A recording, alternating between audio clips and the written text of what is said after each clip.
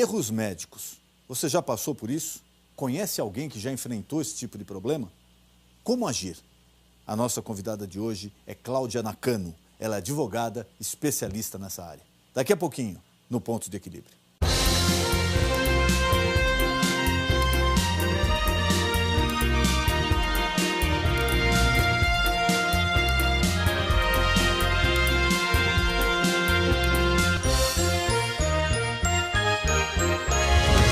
De acordo com pesquisas, mais de 250 mil óbitos por ano são atribuídos a erros médicos. E essas mortes não estão contabilizadas nas estatísticas oficiais. Nos Estados Unidos, os erros médicos são a terceira maior causa de morte. Mas como explicar tantos erros? O que pode ser feito para garantir a segurança dos pacientes? Você confia no atendimento médico público ou particular que você frequenta? Confio. Às vezes sim, às vezes não. Confio. Não em todos os médicos, mas tem médico que ele demonstra confiança e dedicação no que faz, né? Você conhece ou acompanhou nas mídias algum caso sobre erro médico? Acompanho sempre. E qual a sua opinião? É difícil de estar explicando, né? E a gente não sabe se o erro médico é pelo fato de não fazer os exames necessários, né? É bem complicado, né? Porque ele recebeu um atendimento, sofreu um acidente em casa, recebeu um atendimento e foi esquecido um caco de vidro no dorso da mão. Depende do profissional médico, não sei, da formação, do comprometimento da pessoa e do tanto que ela busca informações sobre o paciente que está investigando, essas coisas. Eu tive um erro médico. Operei o braço aqui e fiquei imobilizada desse braço aqui. Infelizmente, o ser humano deveria trabalhar por amor à profissão, do que faz. Seja ele faxineiro, seja ele o que for, ou engenheiro, ou no mais alto escalão, trabalhar por amor àquilo que faz. Ou então muda de profissão. Para você, o que pode ser feito para diminuir os erros médicos e garantir a segurança do paciente? Eu acho que tem que pelo menos priorizar o atendimento do paciente e dar atenção devida, né? Porque às vezes a gente chega e mal olha pra gente. Mais fiscalização, eu acho. Acompanhar mais de perto os casos, não sei. Exames, né, complementares, né, que a pessoa precisa, o médico precisa estar pedindo, né? E testes, né, de alergia, essas coisas, para poder não acontecer eventualmente de ter uma parada cardíaca por causa de choque anafilático, né? Mais atenção, mais competência, né? Quando um bandido rouba, um ser humano vira um criminoso, ele não é punido, não vai preso. Então, acho que todo ser humano, tudo aquilo que faz, ele tem que ter consciência do certo e do errado. Então, acho que teria que ser punido. No programa de hoje, o pastor Denis Munhoz e seu convidado falarão um pouco mais sobre as vítimas de erros médicos. Não perca!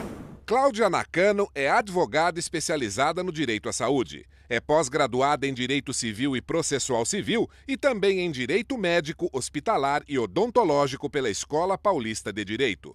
Na subseção de Santana da OAB, é presidente da Comissão de Saúde Pública e Suplementar e membro das comissões de Direito do Consumidor, Saúde, Planos de Saúde e Odontológicos. Cláudia Nakano é sócia e fundadora do escritório Nakano Advogados Associados. Muito boa noite, meu amigo, minha amiga. Nosso encontro de final de noite, programa Ponto de Equilíbrio. Se de repente você perdeu um programa ou gostaria de assistir novamente uma entrevista, um tema que interessa a você, basta acessar esse endereço aqui que você está vendo, o nosso canal no YouTube. Você acessando esse endereço no YouTube, você encontra todos os programas já veiculados e ele é atualizado semanalmente. O programa é sempre feito pensando em você. E nessa noite é com imenso prazer que eu recebo a doutora Cláudia Nakano. Ela é advogada e presidente da Comissão de Direitos da Saúde Pública e Suplementar da OAB. Doutora, muito obrigado por ter aceito o convite. É um prazer receber a senhora aqui. Eu que agradeço. Esse tema tão recorrente, né? Saúde, principalmente saúde pública, suplementar, as novidades, os problemas que a população enfrenta, problemas com plano de saúde, problemas com hospitais, com erros médicos, a população mais carente com falta de atendimento. Como a OAB tem atuado nessa área? A OAB ela atua preventivamente com campanhas, com eventos, com palestras em relação à conscientização, levando informação principalmente ao paciente, aquela pessoa que precisa da informação no momento que está passando por uma dificuldade, ou por um tratamento que foi negado pelo plano de saúde, ou por um medicamento que não é dispensado pelo SUS. Então a OAB age sempre com a informação, levando esta informação ao paciente. E nessa parte, doutora, que infelizmente vem acontecendo no Brasil e no mundo inteiro, que é a parte de... Não sei se está se apurando mais agora, se sempre existiu, mas agora está se averiguando mais, que é essa parte do erro médico.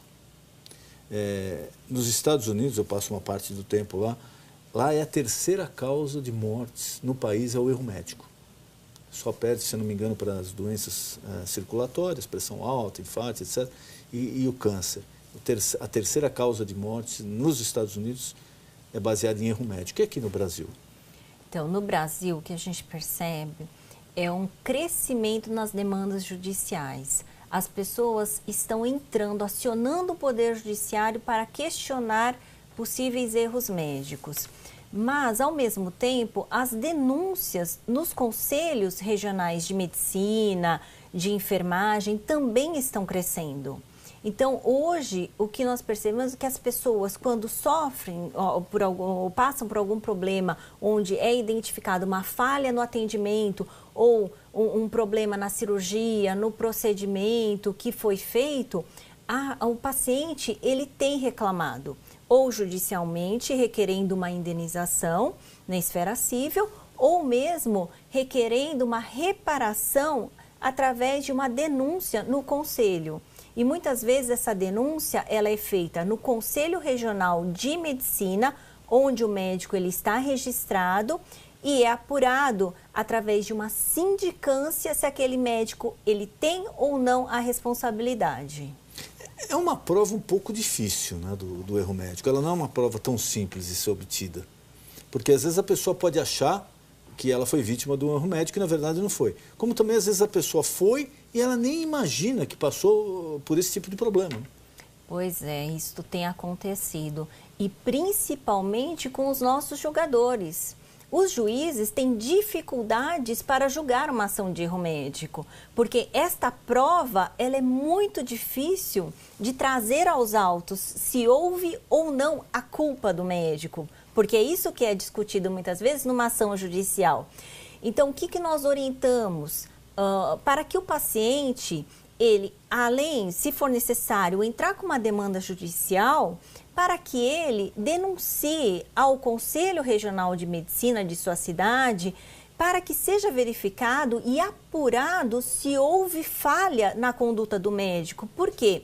O Conselho Regional de Medicina, ele está preparado para receber essas demandas. Quer dizer, o primeiro passo é, se a pessoa desconfiou que ela teve algum problema de erro médico, foi vítima de um erro médico, o primeiro passo seria ela procurar o Conselho Regional de Medicina da onde ela mora, da região onde ela mora. Exatamente, e por meio de uma denúncia será feita uma sindicância e na sindicância será analisado, né, por meio das provas juntadas, de todos os elementos, se deverá seguir com o processo ético ou não. Então, esta decisão do Conselho, muitas vezes, ela beneficia uma ação judicial futura. Porque o juiz com um elemento mais forte, que traga realmente uma decisão se houve a culpa do médico ou não, o juiz ele pode ter até mesmo uma segurança maior. E, inclusive, nessas ações de erro médico, o juiz ele também pode contar com o próprio departamento médico do Tribunal de Justiça. Que presta essa assessoria a ele. Exatamente. Nos casos de erro médico, quais os mais comuns? Olha, o que a gente percebe muito, por exemplo, falha no procedimento cirúrgico. Então, o paciente deveria operar o braço esquerdo e o médico operou o braço direito. Não, isso é uma loucura. A gente falando assim, o nosso telespectador pode imaginar, mas será que isso acontece? Olha, acontece e tem uma certa frequência, não é? Não são casos esporádicos, não. De operar o órgão errado. Exatamente. Infelizmente, troca de prontuário médico acontece muito. Esquecimento de corpo estranho dentro do paciente. Aquela pessoa esquecer a toalha, o gás lá dentro. Infelizmente, isso acontece muito também. Então, o que a gente percebe que muitas vezes o médico, ele precisa se atentar a algumas coisas que, às vezes até mesmo por conta do tempo, né, da quantidade de pacientes, isso acaba sendo deixado para lá. Mas, no caso de culpa médica, não existe culpa pequena. Toda a culpa, né, toda a ação do médico que causará um dano é de extrema relevância. Então, mesmo que o dano seja leve, o paciente ele tem que ser indenizado de alguma Sem forma. dúvida. É a saúde da pessoa, a vida da pessoa. Sim. Né? Eu vi recentemente um caso de a pessoa teria que amputar, não me lembro agora se era a perna direita ou esquerda. Uma das pernas que não tinha mais jeito de ter que amputar. E amputaram a perna errada da pessoa. Quer dizer, amputaram a perna sadia e ele vai ter que amputar o outro, quer dizer, ele vai ficar sem nenhuma perna. Sim. Por um erro médico. Por um erro médico. E isso acontece diariamente. O que a gente percebe é o aumento das ações judiciais, das denúncias nos conselhos. E nós estamos falando dos médicos, mas nós também temos que falar dos enfermeiros, da estrutura dos profissionais que estão também nos hospitais e do próprio hospital, porque o hospital também tem responsabilidade, a instituição de saúde ela tem responsabilidade. Então é importante que nos hospitais e para todos os profissionais que haja uma conscientização para minimizar esses erros e que o médico ele faça igual o piloto de avião, que ele faça um checklist. E além do checklist, que ele refaça esse checklist para que não tenha erros, para que sejam minimizados, além de promover, né, palestras, cursos, enfim, com informações, para que cada vez mais essas condutas, como um simples lavar as mãos antes de algum procedimento... Mas é básico, né? Sim, é básico, né? Não cause um dano para o paciente. Sem entrar no mérito, aliás, eu nem tenho conhecimento do desdobramento disso, mas um caso que também recente ocorreu foi com o Pelé. O Pelé acusou que o médico e o hospital que operaram recentemente ali no Brasil, coisa de um ano e pouco atrás, fizeram a cirurgia de uma forma errada, ou cometeram algum erro durante a cirurgia, que ele agora foi aos Estados Unidos e teve que praticamente refazer a cirurgia. O médico aqui se defendeu, falou que não era isso, o hospital também. Mas veja, às vezes a gente imagina que isso acontece na rede pública só. Mas não acontece, no particular também tem. Sim, também. Na rede particular, a saúde suplementar também, que dos planos de saúde, também nós temos tido várias demandas em relação a isto. Então, o que os pacientes se queixam? Que muitos médicos atendem rapidamente em uma consulta. Então, o que a gente percebe? O erro no diagnóstico. O erro no diagnóstico é um erro que ainda é desculpável, porque é muito difícil ter um diagnóstico preciso algumas vezes, mas dependendo do erro, se for um erro grosseiro, ele já é presumido. Então, nós temos que já identificar este erro e já levar de alguma forma uma indenização ou uma reparação para o paciente. Então, é importante que o médico ele tenha esta atenção e, por exemplo, um caso de um médico que ele faz um procedimento cirúrgico em 30 minutos, sendo que o procedimento cirúrgico deveria ter sido feito em 1 hora, já é caracterizado um erro grosseiro que pode dar um problema sério ao paciente. Já é um sinal de alerta. Exatamente.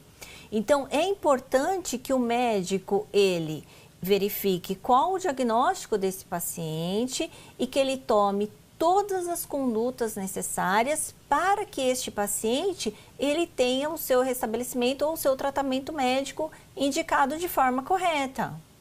Principalmente na rede pública, muitas reclamações são exatamente naquela primeira fase, na consulta.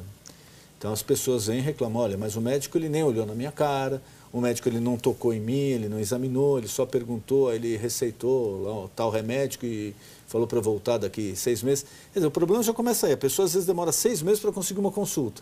Na hora que consegue, a consulta é feita de uma forma aí, né, equivocada, porque é muito rápido, não se aprofunda no assunto.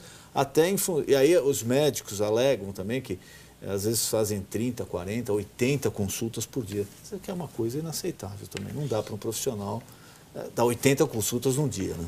Exatamente. E a questão da estrutura, né? Então, para que o médico ele possa clinicar, para que ele possa dar um diagnóstico mais preciso, ele também precisa ter uma estrutura para atender aquele paciente, né? O médico ele também precisa ter todo o respaldo da instituição de saúde, do sistema da onde ele está inserido, para que ele possa auxiliar aquele paciente. Então, muitas vezes a gente fala do profissional médico, mas e a equipe que está atrelada? Então, por exemplo, o médico, muitas vezes, ele é responsabilizado numa ação de erro médico, mas abaixo do médico tem a equipe de enfermagem. E nós percebemos que muitas vezes os erros estão também que são muitas vezes cometidos pelos enfermeiros. Mas o médico, por estar acima e por chefiar aquela equipe, ele é responsabilizado. Então, os enfermeiros também têm que fazer o checklist, os enfermeiros também têm que verificar, fazer uma contagem, por exemplo, de materiais muito bem feita antes de uma cirurgia, para não esquecer nenhum material dentro do paciente, por exemplo. Então, é necessário esta conduta, né? Tanto do profissional, do médico, quanto dos enfermeiros, equipe, quanto da equipe. Sim, é uma equipe multidisciplinar, muitas vezes. Então, é necessário um respaldo, uma segurança para o paciente, né? Então, o primeiro passo para a pessoa seria procurar o Conselho Regional de Medicina. A partir do momento que o Conselho realmente apura, olha, houve uma negligência, existe a responsabilidade aqui do médico, aí o segundo passo seria a pessoa procurar ou um advogado ou a OAB, se caso ela não tem condição de arcar com os custos de um advogado. Isso, essa pessoa que não tem condição de arcar com os custos de um profissional, de um advogado, pode verificar junto à Defensoria Pública se há essa possibilidade de entrar com uma demanda judicial, mas é importante também que o paciente ele tenha certeza deste erro, que ele entre com uma ação judicial, mas sabendo do que pode acontecer, dos riscos e das consequências, por exemplo, do não êxito de uma demanda judicial. E também, se o advogado receber este paciente, que oriente se é possível esta demanda ou não, porque não são todas as ações de erro médico que são identificadas facilmente. É começo da nossa conversa, é uma prova muito complicada. Tem esses erros grosseiros, né? Esqueceu a toalha na barriga da pessoa, ou amputou a mão errada, ou operou o lado errado. Mas tem provas que são muito técnicas, depende da perícia, né? Exatamente. Muitas vezes, nesses casos onde tem uma ação civil de erro médico, se faz necessário uma prova pericial, né? O juiz vai designar uma perícia e as partes podem nomear assistentes técnicos, né, de confiança, para que seja realmente verificado se houve ou não a culpa do médico. Vamos mudar um pouquinho o tema agora, porque isso daí é um assunto também recorrente. Ele surgiu de uma hora para outra no Brasil, ganhou uma expressão enorme, aí todo mundo, não, já foi descoberta a cura do câncer e agora vai ser uma questão de tempo só para se produzir numa escala maior, que é o caso da Etanolamina. Etalonamina, exato, olha o nome, fosfoetalonamina.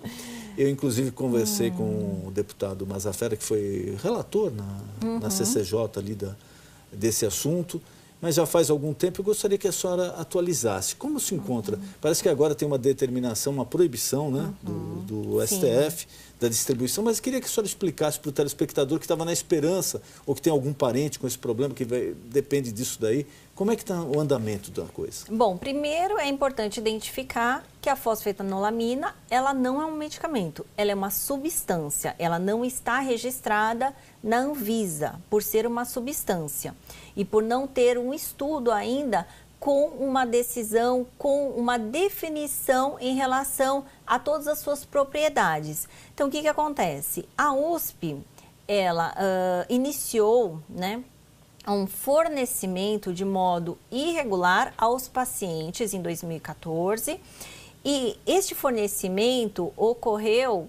né, A forma irregular que a senhora diz, por quê? Porque a USP não poderia ter fornecido uma substância ou um medicamento que não está registrado na Anvisa. Então, havia uma proibição, mas a USP descumpriu, né? Inclusive, a USP de São Carlos, o Instituto de Química, pode ser responsabilizada por conta disto. Mas essa distribuição ocorreu, assim mesmo. Há uns 2 anos atrás. 2014, mais ou menos. O que aconteceu? A partir do momento que a USP verificou que o fornecimento estava sendo feito de forma irregular, ela paralisou esse fornecimento. A partir daquele momento, houve um boom de ações judiciais. Muitas pessoas entrando com ações judiciais, liminares, requerendo a fosfetanolamina. Houve até uma época que o TJ de São Paulo, o Tribunal de Justiça de São Paulo, suspendeu, cassou todos os liminares e depois voltou atrás. Acabou liberando as liminares e as pessoas receberam a substância, muitas vezes via correios. Inclusive a USP se defendia falando, olha, eu não tenho nem estrutura para dar esse suporte, esse atendimento, né? Porque ela não tinha uma produção da substância em larga escala. E o Brasil todo começou a requerer a substância da fósforo. O que aconteceu? Na época, a presidente Dilma, ela sancionou, aprovou a lei da liberação da fosfetanolamina. Então, por meio da lei, as pessoas poderiam requerer. Mas o Supremo Tribunal Federal suspendeu a eficácia dessa lei, digamos assim, né, para ficar claro, e com isto, hoje, a proibição é o que prevalece. Então, hoje, não há liberação da fosfetanolamina. Em nenhuma escala, em nenhum caso, nenhuma hipótese. Em nenhum caso, e não deve haver, tá? Por quê? O paciente que precisa da fósforo, né, na verdade, que ele vai entrar com uma demanda judicial requerendo a fósforo, o que vai acontecer? Ele vai perder esta ação. Terá uma decisão contrária, com certeza.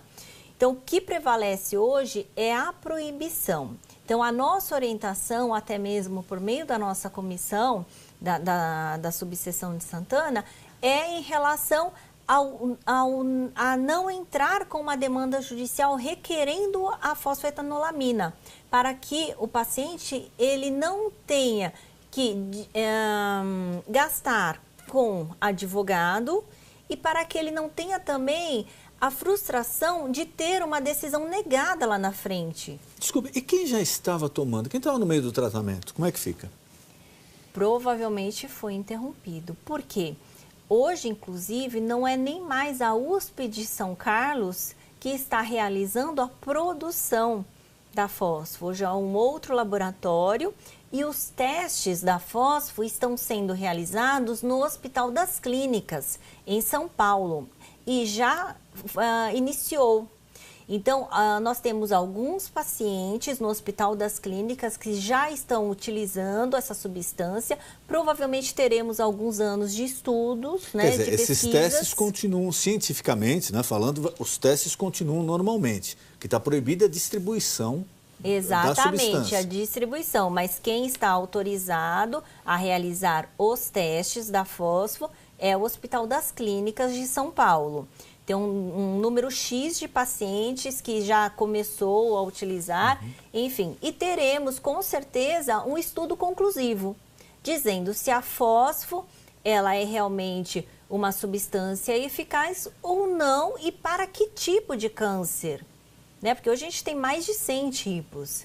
Então, é importante que a gente tenha uma definição, apesar de todo o sofrimento do paciente com câncer, né, dos familiares, né? A gente entende toda essa questão emocional do paciente, porque é um momento muito difícil. Então, mas, doutora, defesa, os que defendem o uso da substância, eles falam o seguinte, tem casos terminais, que a pessoa já tentou de tudo. E realmente chegou numa fase que o médico falou, olha, clinicamente já não tem mais o que fazer. É só um milagre para te salvar. Clinicamente não tem mais o que fazer. E eles acham que para esse tipo de pessoa deveria ser liberado. Porque realmente é aquela história, a pessoa não tem mais o que perder. Ela está numa questão ali de dias ou de meses para morrer.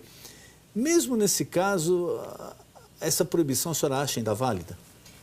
Então, eu acho que sim, porque nós não temos nem, por exemplo, uma bula em relação à substância, por não ser um medicamento. Então, as pessoas, elas não sabem como vão utilizar a fósforo. Antes a gente tinha a cápsula da fósforo, mas, num último momento, as pessoas estavam recebendo apenas o pó da fósforo. Então, de que forma ministrar essa substância, essa quantidade, as pessoas não sabem. Pode ser um risco para o paciente. Nós não sabemos dos efeitos colaterais, dos efeitos futuros dessa substância. Enfim, então, por mais que seja doloroso, é importante ainda que a gente tenha um estudo conclusivo, que a gente tenha uma definição do que é fósforo, para que as pessoas possam se beneficiar lá na frente. Deus ajude que a gente tenha, assim, um estudo conclusivo, que a gente tenha uma resposta positiva. Mas, a princípio, nós não temos. E nós não podemos ter uma distribuição, como, por exemplo, estava acontecendo das pessoas que faziam quimioterapia, simplesmente queriam parar o processo da quimioterapia para tomar fósforo, como uma esperança. E os médicos oncologistas, a Sociedade Brasileira de Oncologia, ela é contrária à fósforo. Então, se o médico oncologista e a Sociedade Brasileira de Oncologia, que entende sobre medicamentos oncológicos, sobre câncer, sobre toda essa questão que é muito complicada de se entender, é contrária à substância, nós não podemos falar que é benéfica. O pesquisador, um dos argumentos que ele usou, que ele fala que esses testes, tecnicamente eu não saberia detalhar, mas ele fala mais ou menos o seguinte, olha, esses testes que falam que não foi feito sim lá atrás, em uma outra forma, numa outra etapa. O grande problema é que a indústria farmacêutica, que ganha muito dinheiro, não quer liberar isso agora, porque me parece que ele cedeu os direitos, né, da pesquisa. O pesquisador que descobriu, ele cedeu os direitos, não vai ganhar nada com isso. E ele bate nessa tecla, que é a indústria farmacêutica, que é muito perigosa, que não tem interesse em desenvolver o produto.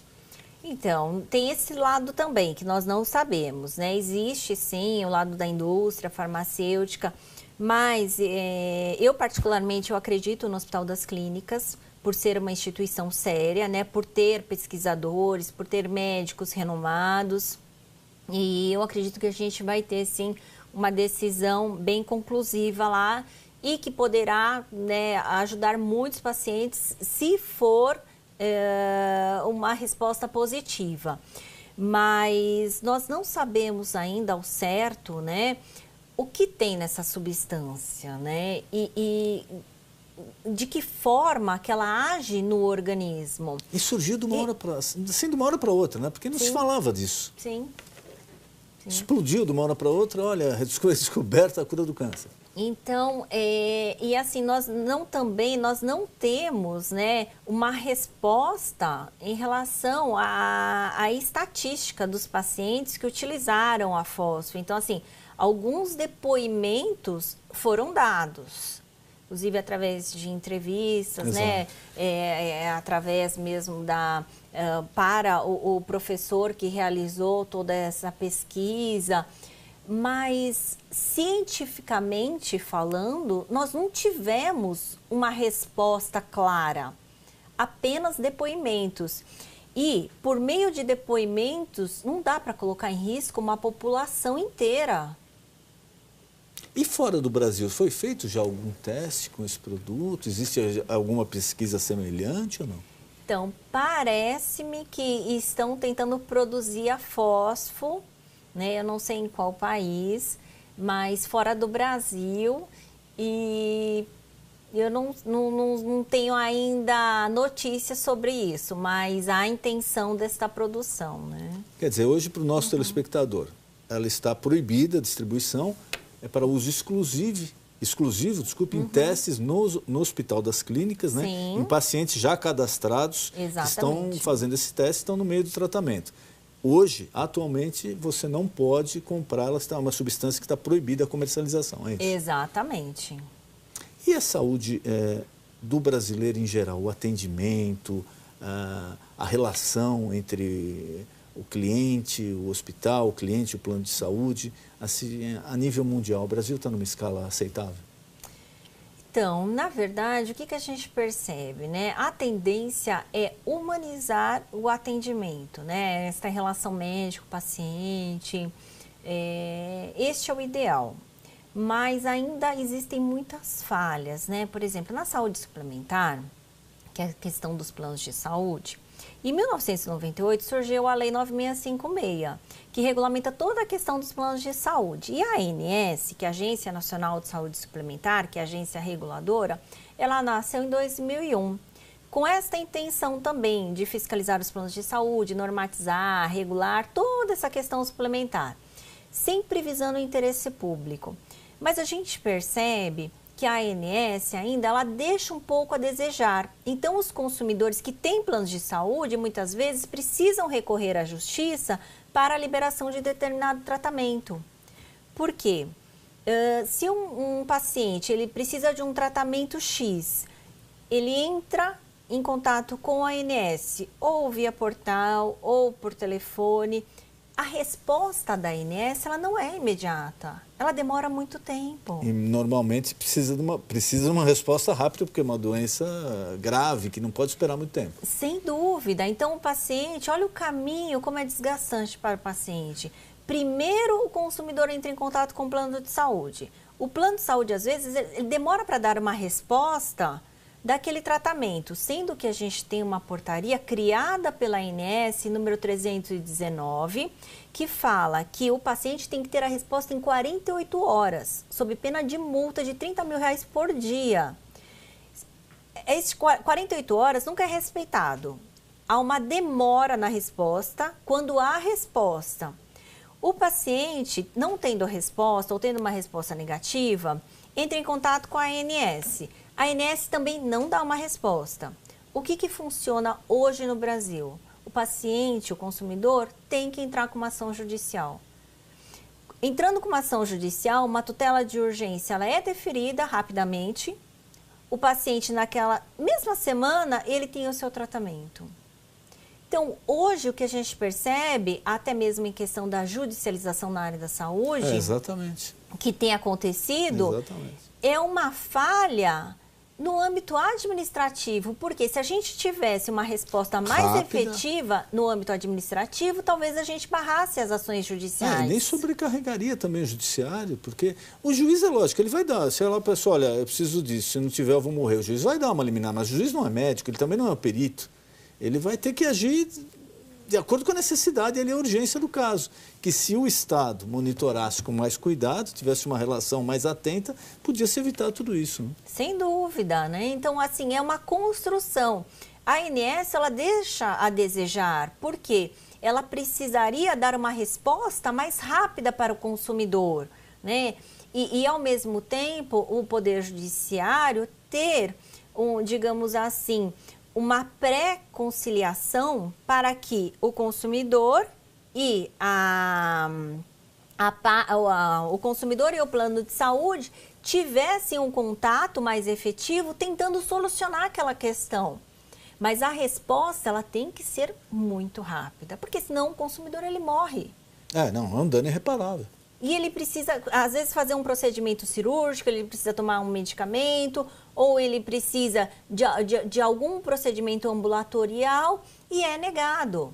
Os prazos que a ANS ela determina, por exemplo, para consultas, internações, são desrespeitados a todo momento. E o plano de saúde, a única sanção que o plano de saúde tem é a não comercialização dos planos de saúde novos. Então, por exemplo, uma operadora de saúde que desrespeitou, que sofreu com algumas denúncias, com algumas reclamações em relação à própria ouvidoria ou na própria ANS, o que ele tem como punição? Este plano de saúde ele não pode comercializar novos planos durante então, é relativo, né? É uma punição? Ao meu ver, não é uma punição. Então, assim, a ANS, ela deveria ter, talvez, né, uma posição mais firme em relação aos planos e proteger realmente o consumidor que paga um plano de saúde, às vezes caro. Não é barato. Não é barato. E sem falar na questão do reajuste abusivo. Os reajustes são abusivos e também é aquela história, o reajuste é esse. Se a pessoa pode pagar, pode. Se não pode, ela vai acabar saindo do plano. Exatamente. Ou tendo que optar por um plano de qualidade inferior, com menos recursos de atendimento. Sim. Mas, doutora, queria mais uma vez agradecer sua presença aqui, foi um prazer recebê-la. E deixar à disposição algum recado que a senhora queira passar ao nosso telespectador, algum tema que eu não perguntei, por favor, fique à vontade. Apenas dizer, né, que a nossa Comissão de Saúde Pública e Suplementar está aberta a todos, né, da subseção de Santana. Nós promovemos palestras, eventos, enfim, com sempre a intenção de informar o paciente, informar o advogado também acerca dessas ações na área da saúde. E a nossa intenção também é, de alguma forma, tentar minimizar a judicialização na área da saúde, até mesmo com essas campanhas e com uma conciliação digamos assim, né? Apenas isto. Obrigada. Foi um prazer recebê-la aqui. Então... O nosso encontro de final de noite, programa Ponto de Equilíbrio. Boa noite.